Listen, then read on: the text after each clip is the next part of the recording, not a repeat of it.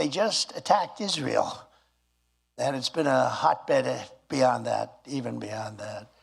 This war happened for three reasons.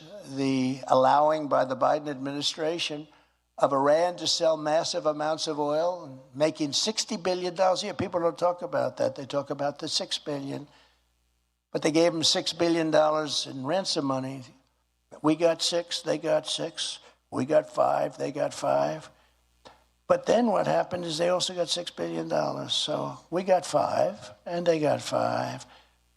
And on top of the 5, they got $6 billion. Somehow, that's not a good deal. And our country's perceived weakness with an incompetent and corrupt leader, Joe Biden, who's laughed at all over the world. And Joe Biden betrayed Israel. You know, when I see Bibi Netanyahu come and he tries to talk them into doing something, they never do it. They never do it. It's a real problem. I can't imagine how anybody who's Jewish or anybody who loves Israel, and frankly, the evangelicals just love Israel. I can't imagine anybody voting Democrat, let alone for this man who's totally, he was shot 30 years ago. He's more shot now. But the problem was all caused by crooked Joe Biden. And, you know, he's negotiating all of these different deals, but he's not really negotiating because he doesn't have time in the day. He spends most of the day sleeping. But he can't. He can't put two sentences together. He can't do anything. He can't do anything. We have an incompetent man as our president, worst president in the history of our country. The only one that's happy about him is Jimmy Carter. It's true. Jimmy's thrilled. But this problem was caused, in my opinion, by his boss, Barack Hussein Obama. Remember Rush Limbaugh? He used to, do we like Rush, right? He used to go, Barack Hussein Obama. But it's caused by Obama. That's the boss of Crooked Joe. And his people who are running the White House. His people are running the White House. And they're running these vicious witch hunts and investigations on me because I don't think Biden's, you know, I don't think he knows what the hell he's doing, which are all about election interference. Even the judge I have in Washington, who is just absolutely biased, happens to be an Obama appointee. How do you think I'll do with her? Nice? A very nice person, I'm sure. She's never going to give me a fair trial, and nor can I get a fair trial in Washington, D.C., because I've called for a federal takeover for a long time of the city so that we can end crime, end squalor, end homelessness, and bring back the capital of our nation to be the most beautiful capital of any country in the world, right?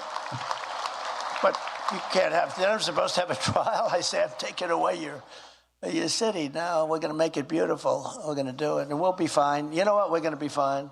I don't know. I got all these people, these horrible, horrible, crooked people, but somehow we're going to be fine. People say, how do you take it, sir?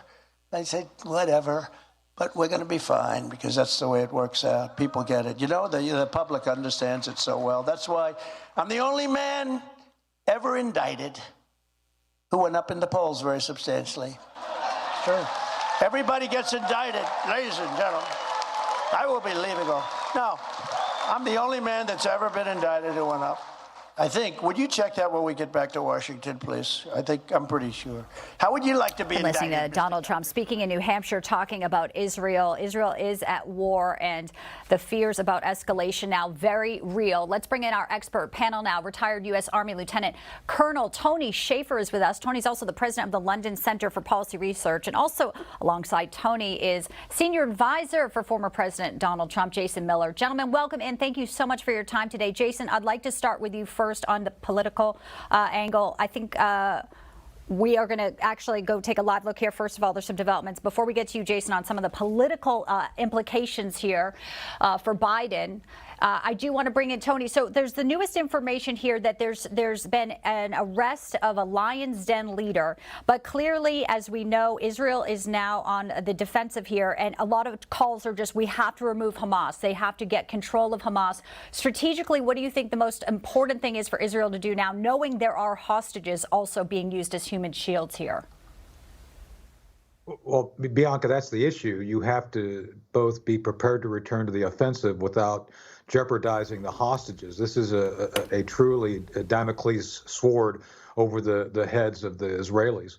So they're doing two things right now, trying to enhance their understanding of where these people are being held and trying to incorporate that into their thinking regarding how they're going to conduct offensive operations. Mark my words, within 24 hours, you're going to see a major movement of armor and other forces into the Gaza Strip. Secondly, as they do this, this is 2 million people living within this very limited area, this very small area.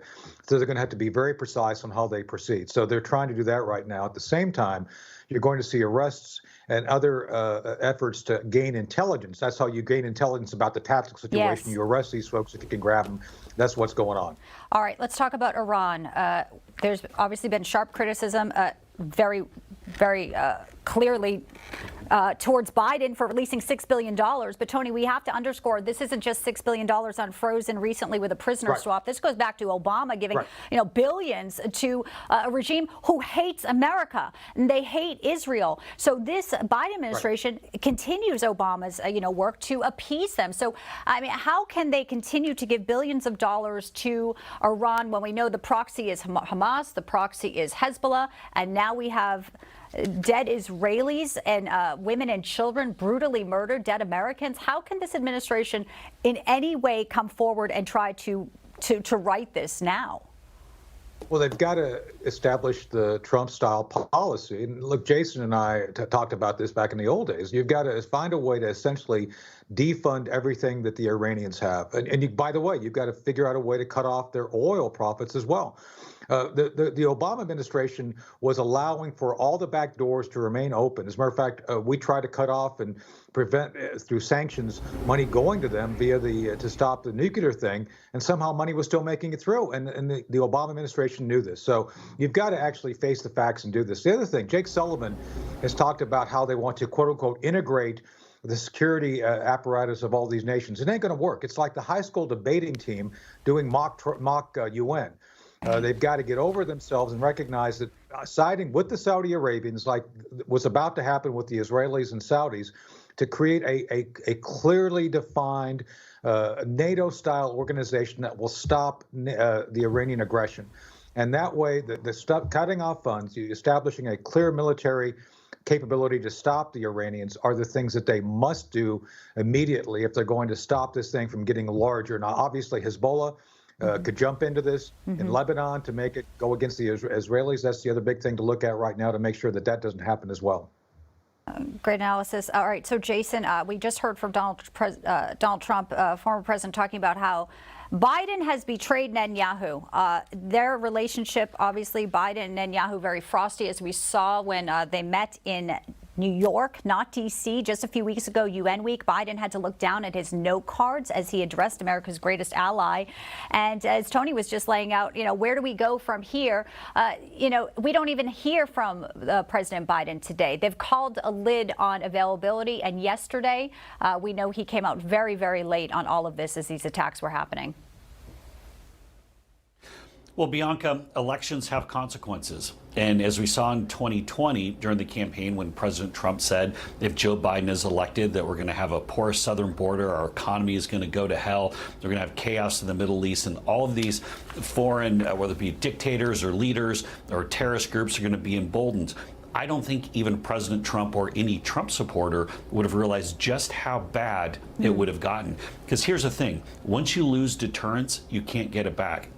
And so Joe Biden's disastrous withdrawal of Afghanistan really set the stage for all of us. It set the stage for Putin invading Ukraine. It set the stage for continued aggression from China towards Taiwan. And now this is really the culmination, really the epitome of what we're seeing with the Biden administration now, where we have Hamas, obviously with Iran's backing and money that was sent to Iran that is going to this. You guys keep in mind, money is fungible, can move around a number of different ways. And so Biden has betrayed Israel, and everything that President Trump predicted with regard to Biden and foreign policy is coming true in real time on our TVs.